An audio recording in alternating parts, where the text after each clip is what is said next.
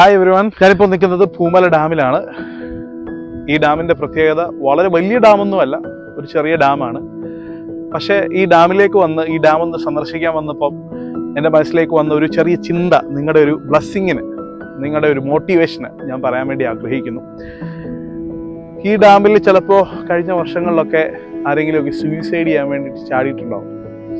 ജീവിതം അവസാനിപ്പിക്കാൻ, ജീവിതം വേണ്ട, മുഷിഞ്ഞു, ജീവിതത്തിന് വലിയ ഗുണമൊന്നുമില്ല, ഞാൻ എന്തിനു കൊള്ളാം എന്നൊക്കെ പറഞ്ഞ്, ഈ ജീവിതത്തിൽ അർത്ഥമൊന്നുമില്ല എന്നൊക്കെ പറഞ്ഞ് അങ്ങനെയൊക്കെ മനസ്സിൽ വന്നിട്ട് ചാടി ആത്മഹത്യ ചെയ്ത് സൂയിസൈഡ് ചെയ്തിട്ടുള്ള ആളുകളുണ്ടാവും. അപ്പം അങ്ങനെയുള്ള ആളുകൾ ഇവിടെ വരുമ്പോൾ ജീവിതത്തിൽ മുന്നോട്ട് നോക്കുമ്പോൾ ഒരു പ്രതീക്ഷയില്ല. ആ പ്രതീക്ഷയില്ലാത്തത് കൊണ്ട് തന്നെ അവർ ജീവിതം അവസാനിപ്പിച്ചിട്ട്, അത് പക്ഷേ അവർ അവസാനിക്കുമ്പം അവരുടെ കുടുംബത്തെ അത് ഭയങ്കരമായിട്ട് ബാധിച്ചിട്ടുണ്ടാവും. നമുക്കറിയില്ല എത്ര പേര് അങ്ങനെ ചെയ്തിട്ടുണ്ടെന്ന്. മരിക്കാൻ ഒരു 1000 അല്ല 10,000 കാരണങ്ങൾ നമുക്ക് കണ്ടെത്താൻ പറ്റും. സൂയിസൈഡ് ചെയ്യാനേ ഒരുപാട് കാരണങ്ങൾ നമുക്ക് കണ്ടെത്താൻ പറ്റും. പക്ഷേ ജീവിക്കാൻ ഒരു 2-3 കാരണങ്ങൾ ഞാൻ പറഞ്ഞുതരാം. മരിക്കാൻ ഒത്തിരി കാരണങ്ങൾ നമുക്ക് കണ്ടെത്താം, പക്ഷെ ജീവിക്കാൻ ഒത്തിരി കാരണങ്ങളൊന്നും വേണ്ട, ഒരു 2-3 കാരണങ്ങൾ മതി. ഞാൻ എപ്പോഴും ഫോക്കസ് ചെയ്യുന്ന ഒരു കാര്യമാണ് ഫാമിലി. കുടുംബത്തിൻ്റെ കണ്ണുകളിലേക്ക് നോക്കുക. ജീവിക്കാൻ തോന്നും. നിങ്ങളുടെ ഹസ്ബൻഡിൻ്റെ, നിങ്ങളുടെ വൈഫിൻ്റെ, നിങ്ങളുടെ മക്കളുടെ, അപ്പൻ്റെ, അമ്മയുടെ കണ്ണുകളിലേക്കൊന്ന് നോക്കി, ആത്മാർത്ഥമായിട്ട് നോക്കി, ജീവിക്കാൻ തോന്നും. ഹോപ്പൊക്കെ നഷ്ടപ്പെടത്തില്ല, ഹോപ്പൊക്കെ തിരിച്ചു വരും. ഹോപ്പ് നഷ്ടപ്പെടുമ്പോഴാണല്ലോ ജീവിതം അവസാനിപ്പിക്കാൻ തോന്നത്തില്ല. കുടുംബത്തിൻ്റെ കണ്ണുകളിലേക്ക് നോക്കുക. 2, ഒരിക്കലും ഏത് പ്രതിസന്ധി വന്നാലും ഏത് പ്രശ്നം വന്നാലും ജീവിതം അവിടെ അവസാനിപ്പിക്കാനല്ല നമ്മൾ ശ്രമിക്കേണ്ടത്. അതിനപ്പുറത്തൊരു പരിഹാരമുണ്ട്, ഒരു സൊല്യൂഷനുണ്ട്. ആ സൊല്യൂഷൻ നമ്മൾ എപ്പോഴും മനസ്സിലാക്കണം. അപ്പോൾ പലപ്പോഴും നമ്മൾ ആ സൊല്യൂഷനെ പറ്റി ചിന്തിക്കാറില്ല, സൊല്യൂഷനെ പറ്റി ആലോചിക്കാറ് പോലുമില്ല. പ്രശ്നത്തെ മാത്രം ഫോക്കസ് ചെയ്യും, പ്രോബ്ലത്തെ മാത്രം ഫോക്കസ് ചെയ്യും, പ്രതിസന്ധിയെ മാത്രം ഫോക്കസ് ചെയ്ത് അവിടെ സ്റ്റക്കാവുന്ന സമയങ്ങളുണ്ടാവും. പക്ഷേ മനസ്സിലാക്കേണ്ടത്, എപ്പോഴും ഒരു പ്രോബ്ലം ഉണ്ടായാലും അതിനപ്പുറത്തൊരു സൊല്യൂഷനുണ്ട്. ഒരു കുന്നുണ്ടെങ്കിൽ ഒരു താഴ്വരയുണ്ട്, ഒരു ഉയർച്ചയുണ്ടെങ്കിൽ ഒരു താഴ്ചയുണ്ട്, ഒരു നെഗറ്റീവ് ഉണ്ടെങ്കിൽ അപ്പുറത്തെ സൈഡിൽ ഒരു പോസിറ്റീവ് ഉണ്ട്. അതെപ്പോഴും മനസ്സിലാക്കണം. അപ്പോൾ ആ ചിന്ത നമുക്കുണ്ടെങ്കിൽ അപ്പുറത്തൊരു സൊല്യൂഷൻ ഉണ്ട് എന്നുള്ളൊരു ബോധ്യം എപ്പോഴും നമ്മുടെ തലയിലുണ്ടെങ്കിൽ, നമ്മുടെ ബ്രെയിനിൽ അത് വർക്ക് ചെയ്യുന്നുണ്ടെങ്കിൽ, തീർച്ചയായിട്ടും നിങ്ങൾ ഇത്രയും കാര്യങ്ങൾ ശ്രദ്ധിക്കുക. മരിക്കാൻ ഒരിക്കലും ചിന്തിക്കരുത്, ജീവിക്കാനായിട്ട് ശ്രമിക്കണം. മറ്റുള്ള പ്രശ്നങ്ങൾ നോക്കി, ജീവിതത്തിൽ വരുന്ന പ്രതിസന്ധിയെ നോക്കി ഒരിക്കലും ജീവിതത്തെ പറ്റി, നിർത്തുന്നതിനെ പറ്റിയോ അവസാനിപ്പിക്കുന്നതിനെ പറ്റിയോ ഒരു നിമിഷം പോലും ചിന്ത പോകരുത്.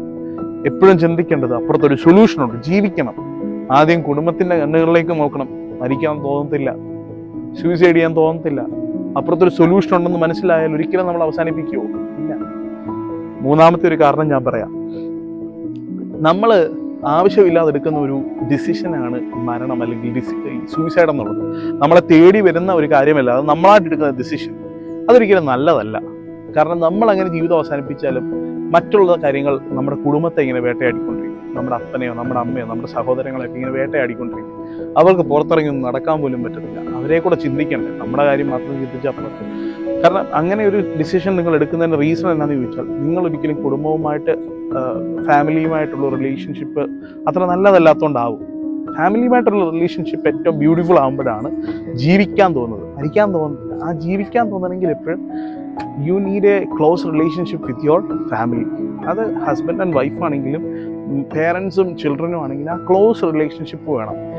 ഈ കല്യാണം കഴിച്ചിട്ട് ആദ്യ ആളുകളൊക്കെ ഭയങ്കര സ്നേഹമായിരിക്കും. 10 വർഷം കഴിയുമ്പം ഈ സ്നേഹം എവിടെ പോയെന്ന് പോലും അറിയത്തില്ല. ആ സ്നേഹം തിരിച്ചറിഞ്ഞാൽ മാത്രമേ അത് മരിക്കുന്നവരെ കൊണ്ടുപോകാൻ പറ്റും. ഞാൻ ഇതിന് അടുത്തൊരു സ്ഥലത്ത് ഞാൻ വർക്ക് ചെയ്തതാണ്. ഒരു DADC സെൻ്ററിൽ ഒരു ഫാമിലി കൗൺസിലിംഗ് നടത്തിക്കൊണ്ടിരുന്നപ്പം അന്ന് എന്നോട് പറഞ്ഞു, സാർ കല്യാണം കഴിഞ്ഞ് ആദ്യത്തെ ഒരു 5-6 വർഷം നല്ല രസമായിരുന്നു, നല്ല സുഖമായിരുന്നു. പക്ഷേ ഇപ്പോൾ വന്ന് ഞങ്ങൾക്കിടയിൽ ഒരു ബോണ്ടില്ല സാറേ, ഞങ്ങൾക്ക് സംസാരിക്കാൻ എനിക്ക് ഇൻട്രസ്റ്റ് ഇല്ല, പുറത്തൊന്ന് കറങ്ങാൻ പോകാൻ ഒരു താല്പര്യമില്ല. എന്തിനാണ് ഞങ്ങൾ ഇങ്ങനെ അങ്ങ് ജീവിക്കുന്നത്? ഒരു പൊത്തുവരത്തിൽ അങ്ങ് പോവുകയാണ്, ഒരു രീതിയിൽ അങ്ങ് പോവുകയാണ്, ഒരു അഡ്ജസ്റ്റ്മെൻറ്റിൽ അങ്ങ് പോവുകയാണ്. അഡ്ജസ്റ്റ്മെൻ്റ് അല്ല ഫാമിലി ലൈഫ്, അണ്ടർസ്റ്റാൻഡിങ് ആണ്. പരസ്പരം മനസ്സിലാക്കിയാൽ മാത്രമേ ജീവിക്കാൻ പറ്റുള്ളൂ. അപ്പം നിങ്ങൾ ചോദിക്കും, ഇതൊക്കെ ഞാനെന്തിനാണ് പറയുന്നതല്ലേ? അനുഭവത്തിൻ്റെ വെളിച്ചത്തിൽ പറയുകയാണ്. ഒരു 10-400 ഫാമിലി കൗൺസിലിങ്സ് കഴിഞ്ഞിട്ടുണ്ട്. ഈ 10-400 ഫാമിലി കൗൺസിലിംഗും സെൻട്രൽ പോയിന്റ് എന്ന് പറയുന്നത് അഡ്ജസ്റ്റ്മെന്റ് പരിപാടികളാണ്. അഡ്ജസ്റ്റ്മെന്റ് അവസാനിപ്പിച്ച് പരസ്പരം അണ്ടർസ്റ്റാൻഡ് ചെയ്ത് ജീവിക്കാൻ തുടങ്ങിയ ജീവിതം സൂപ്പറാവും, അടിപൊളിയാവും. മറ്റുള്ളവരെ ബോധിപ്പിക്കാൻ വേണ്ടി നിങ്ങൾ ജീവിക്കരുത്, നിങ്ങൾ നിങ്ങൾക്ക് വേണ്ടി ജീവിക്കണം. നിങ്ങൾ നിങ്ങൾക്ക് വേണ്ടി ജീവിക്കാൻ തുടങ്ങുമ്പോഴേ ജീവിതത്തിന് ഒരു മനോഹാരിത ഉണ്ടാവുള്ളൂ, ഒരു സന്തോഷം ഉണ്ടാവുള്ളൂ. മറ്റുള്ളവർക്ക് വേണ്ടി ജീവിക്കാൻ തുടങ്ങുമ്പോഴാണ് അയ്യോ അത് കുറഞ്ഞാൽ, അയ്യോ ഇത് കുറഞ്ഞാൽ, അങ്ങനെയായാൽ ഇങ്ങനെയായാൽ, അങ്ങനെ ചോദ്യങ്ങൾ മാത്രമായിരിക്കും മുമ്പിൽ. എന്തിനാണ് നിങ്ങൾ ചോദ്യങ്ങളുടെ പുറകെ പോകുന്നത്? ജീവിതം കൂടുതൽ സുന്ദരമാണെങ്കിൽ നിങ്ങളെ തന്നെ നോക്കി ജീവിക്കുക. നിങ്ങളെ ഏറ്റവും ബെസ്റ്റ് ആക്കാൻ നോക്കുക. നിങ്ങളുടെ ബെസ്റ്റ് വേർഷനെ പുറത്തേക്ക് കൊണ്ടുവരിക. ആളുകൾ അക്സെപ്റ്റ് ചെയ്ത് തുടങ്ങും. ചുറ്റുമുള്ള മനുഷ്യർ അക്സെപ്റ്റ് ചെയ്ത് തുടങ്ങും. ചുറ്റുമുള്ള മനുഷ്യർ അക്സെപ്റ്റ് ചെയ്യണമെങ്കിൽ നിങ്ങളിലെ ബെസ്റ്റ് പുറത്ത് വരണം. ആ ബെസ്റ്റ് പുറത്ത് കൊണ്ടുവരാൻ നിങ്ങൾക്ക് കഴിയട്ടെ എന്ന് ആശംസിക്കുന്നു. Keep going. God bless you.